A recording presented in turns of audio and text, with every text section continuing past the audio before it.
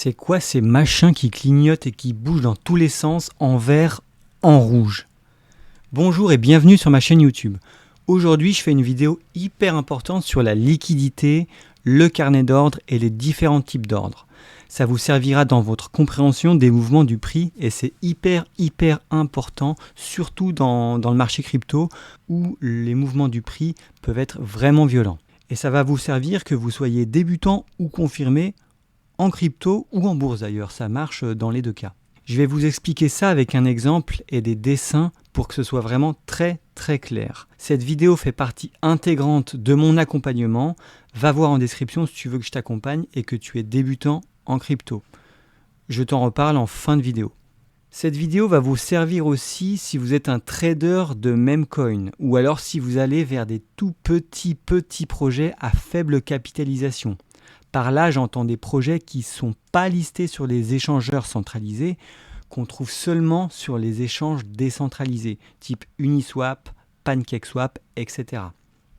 Et oui, parce que ce concept de liquidité, on le retrouve aussi ici, par exemple, sur DexScreener. Alors là, j'ai sélectionné une crypto au hasard, et ce qui est marrant, c'est que, voilà, elle est en train de cracher, mais le concept de liquidité, vous le retrouvez là. Je vais zoomer un peu.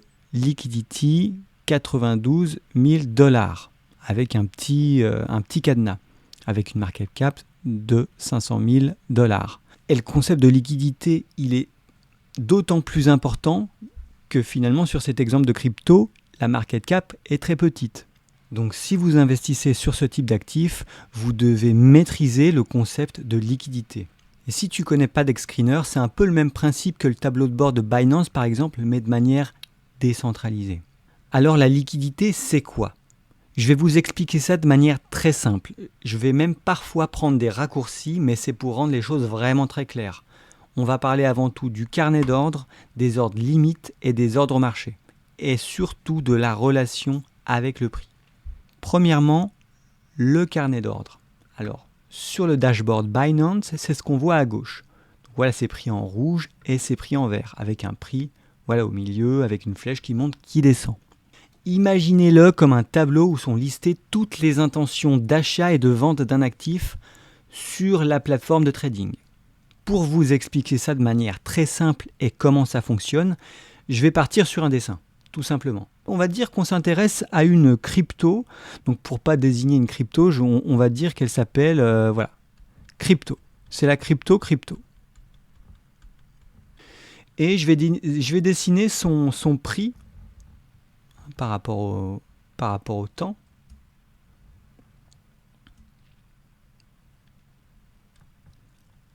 Hop, donc là on a le temps, on a le prix. Alors je reproduis typiquement ce qu'on a sur le dashboard de Binance. Alors, sauf que moi je ne vais pas faire des chandeliers japonais, bien sûr. Je vais me simplifier la vie, mais là, en ordonnée, on a le prix, en abscisse, on a le temps. Voilà. Et le prix, je vais dessiner un graphique un peu au hasard, peu importe, un prix qui est croissant. Et hop, là, on est aujourd'hui. Donc ça, c'est aujourd'hui. Hop. Et le prix actuel, le prix de marché, il est de 5. Maintenant, je vais m'attaquer au carnet d'ordre. Donc, je vais faire un espèce de tableau. C'est une espèce de tableau qui recense toutes les intentions d'achat et de vente. Donc, on va s'intéresser au prix auquel on veut acheter ou vendre et surtout à la quantité. Alors, d'un côté, on a les ordres d'achat et de l'autre, les ordres de vente. Intéressons-nous aux ordres de vente. On va avoir quelqu'un qui va vouloir vendre l'actif au prix de 5,5.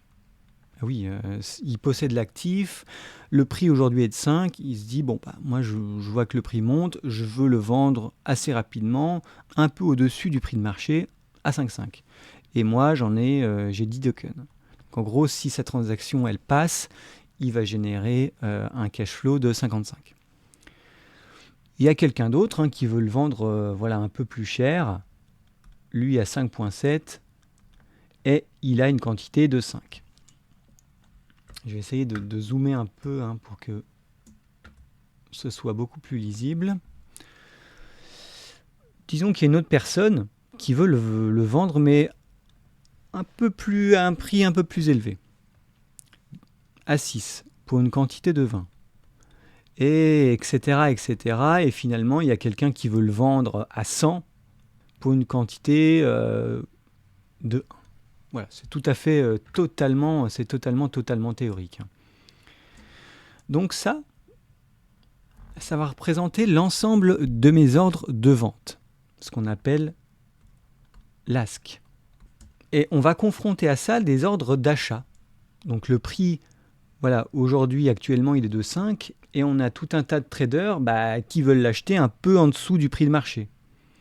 Donc il va avoir un trader qui veut l'acheter à 4.5, et il veut en acheter 8.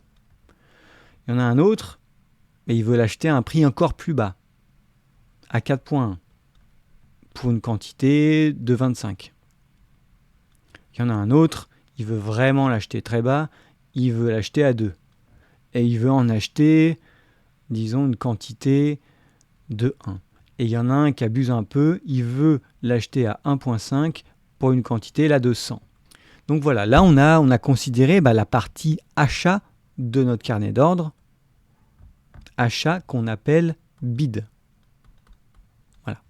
Donc ça, finalement, le carnet d'ordre, c'est un concept en lui-même qui est très simple. On décompose de manière visuelle les ordres d'achat et les ordres de vente.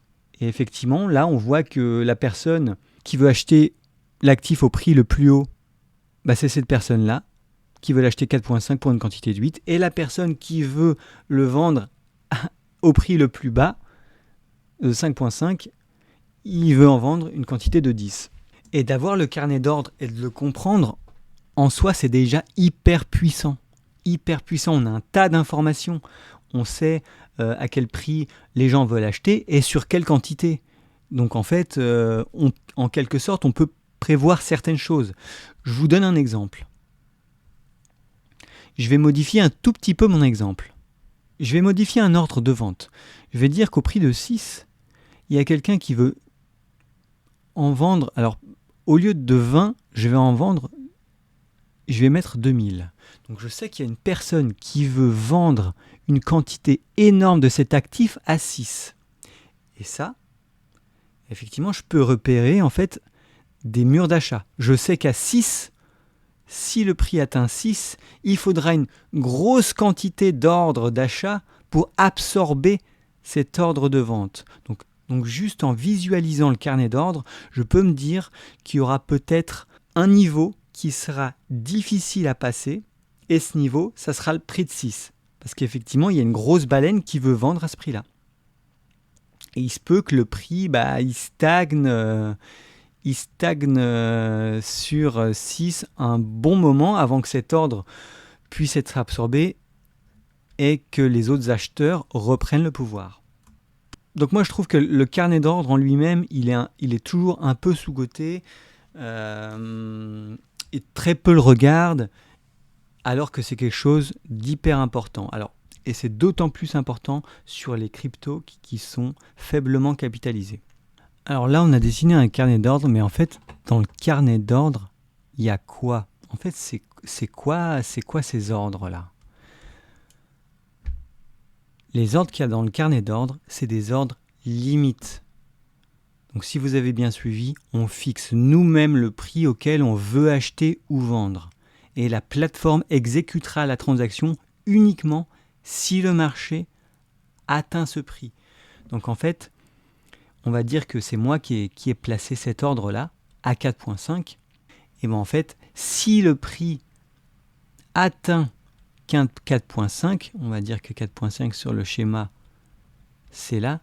Si le prix atteint ce niveau-là, mon ordre va être exécuté. Par contre, si le prix n'atteint jamais 4.5, je n'achèterai jamais. Mon ordre ne sera pas exécuté. Et ça, c'est un gros inconvénient.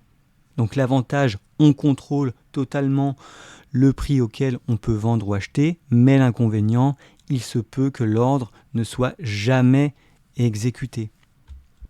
Je vais essayer d'effacer un peu au fur et à mesure de ce que je dessine pour que ce soit plus clair.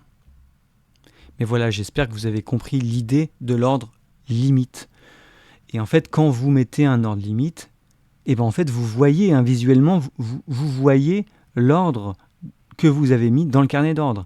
Par exemple, si je n'ai pas encore mis d'ordre limite et je rajoute un ordre limite, je rajoute, je dis tiens, je veux vendre deux jetons à 4.5, et bien effectivement, vous allez voir que là, une remarque importante qu'on peut se faire, vous pouvez me dire, mais oui, alors d'un côté, dans le carnet d'ordre, on a les ordres de vente, de l'autre, des ordres d'achat.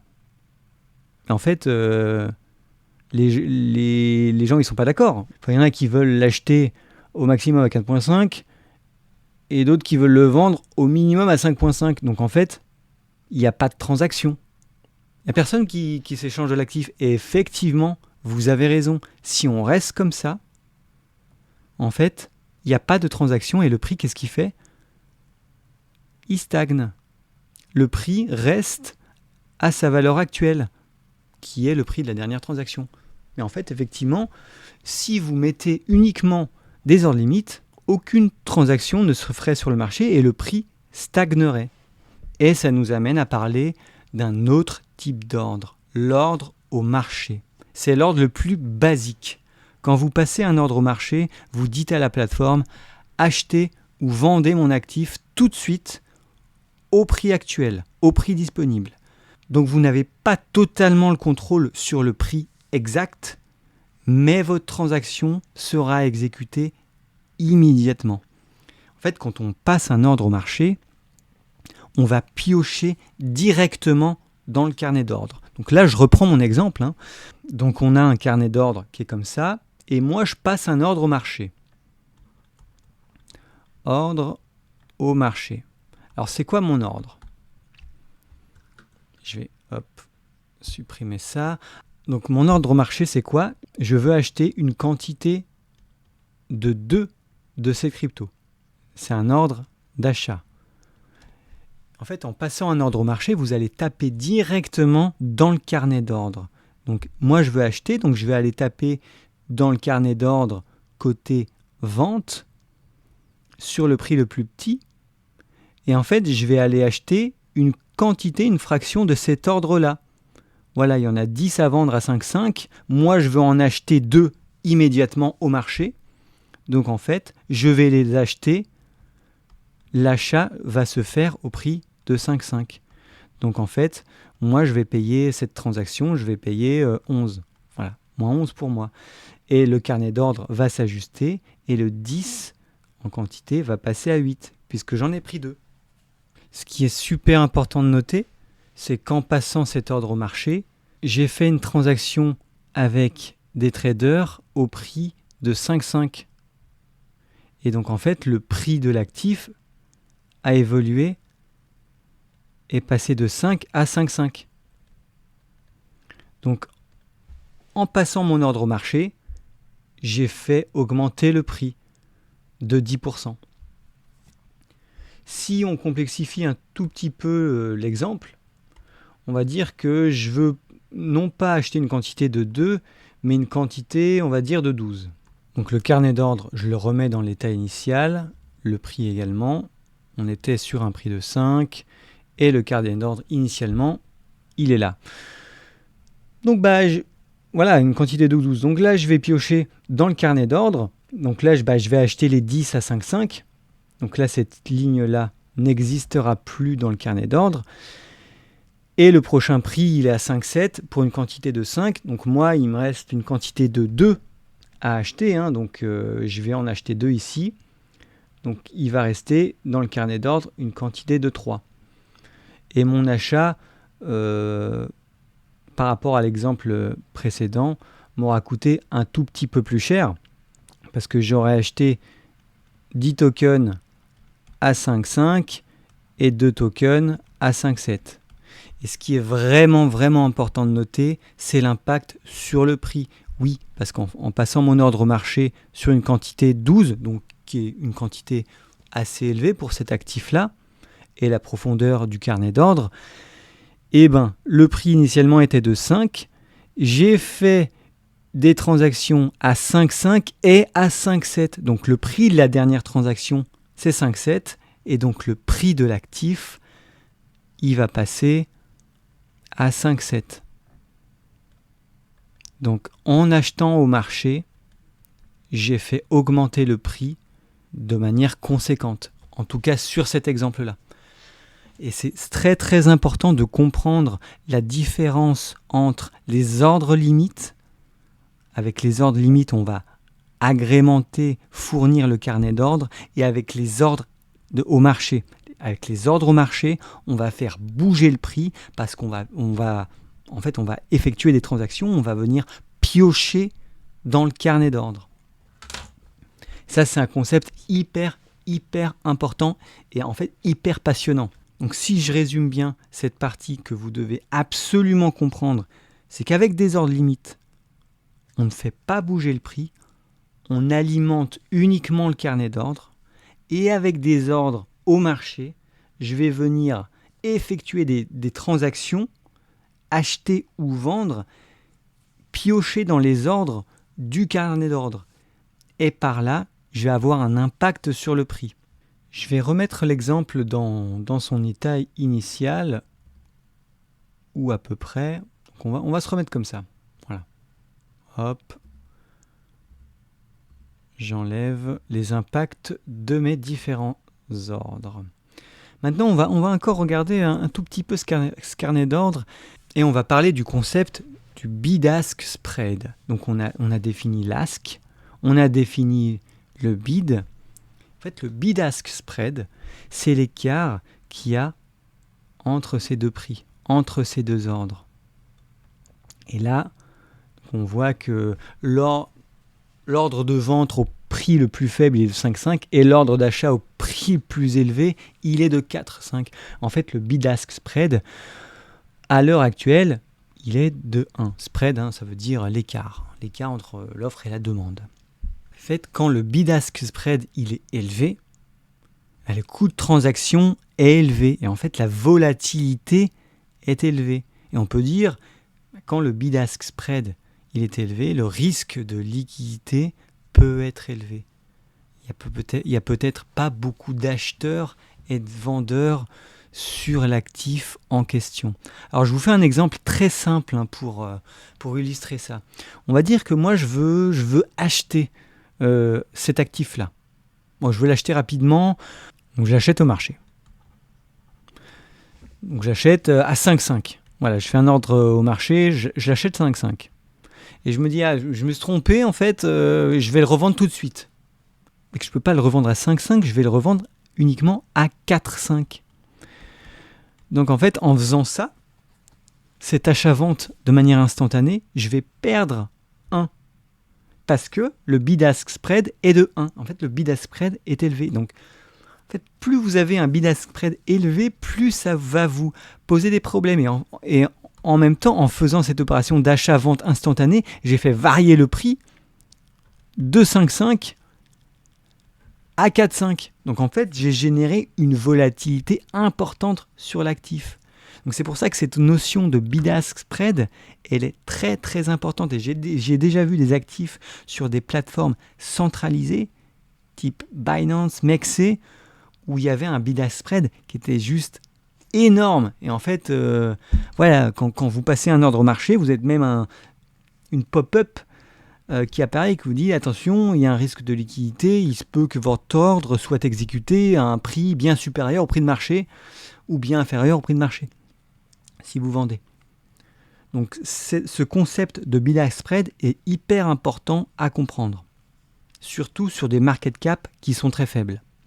Et là, on arrive au concept de liquidité, en fait. La liquidité, c'est la facilité avec laquelle vous pouvez acheter ou vendre un actif sans trop influencer son prix. Et c'est très lié au carnet d'ordre. Quand vous mettez un ordre limite, vous enrichissez le carnet d'ordre. Donc vous fournissez de la liquidité. Ça devient plus facile pour les autres acteurs d'échanger cet actif. Au contraire, si je passe par un ordre au marché, je prends de la liquidité. Je vais piocher dans le carnet d'ordre. Si le carnet d'ordre est très mince et que vous voulez acheter ou vendre une grosse quantité d'actifs au marché rapidement, car les émotions entrent en jeu, parfois et surtout en crypto, le prix va varier très très rapidement. Et c'est pour ça qu'on observe des variations de prix exorbitantes à la hausse ou à la baisse sur le marché crypto. Car les gens sont soit dans l'euphorie et achètent au marché comme des fous, soit ils sont dans la peur et ils vendent au marché comme des fous aussi, mais le prix se crache. Et c'est le cas sur cet actif-là. Sur les projets un peu douteux, type certains memecoins, les développeurs, l'équipe, souvent s'attribuent une bonne partie des tokens. Et ils se retrouvent un peu plus tard, quand le marché a bien monté, avec plusieurs millions, mais qui ne peuvent pas vendre, car il n'y a pas assez d'acheteurs. Et en fait, ils se retrouvent en face d'un problème de liquidité. Et ça peut vous arriver à vous aussi, si vous investissez sur un token à faible capitalisation aujourd'hui. Autre question, est-ce que la liquidité est la même pour tous les actifs ? Eh bien non, en crypto, la liquidité peut varier énormément d'une crypto à l'autre. Par exemple, le Bitcoin est très liquide parce que des milliers de traders échangent du Bitcoin chaque jour. Mais si vous prenez une petite crypto-monnaie obscure, vous pourriez avoir du mal à trouver un acheteur ou un vendeur rapidement. En bourse, pour les grandes entreprises comme Apple ou Tesla, la liquidité est généralement très élevée. Vous pouvez entrer et sortir facilement. Par contre, les petites actions ou certaines cryptos moins connues ont une liquidité plus faible, ce qui signifie que vos transactions peuvent avoir un impact plus important sur le prix, comme on vient de le voir via cet exemple. Et si vous investissez dans ce qu'on appelle les private equity, faites attention également, il y aura sûrement un risque de liquidité fort. Ce sera facile ou normalement plus facile d'acheter que de revendre. Comme je vous l'ai dit, cette vidéo fait partie intégrante de mon accompagnement. En effet, j'ai mis en place un programme de coaching en crypto. Si vous êtes débutant et que vous souhaitez être accompagné pendant ce bull run, je peux vous aider. C'est un marché où 90% des gens perdent leur capital de départ, sans compter le nombre d'arnaques en tout genre. Alors si vous voulez profiter sereinement et rapidement de l'opportunité d'une vie, cliquez sur mon lien en description et réservez un appel, c'est totalement gratuit parce que le bull run, il vous attendra pas. Voilà, si vous avez aimé la vidéo, n'hésitez pas à lâcher un pouce bleu et à vous abonner. Merci beaucoup. Ciao.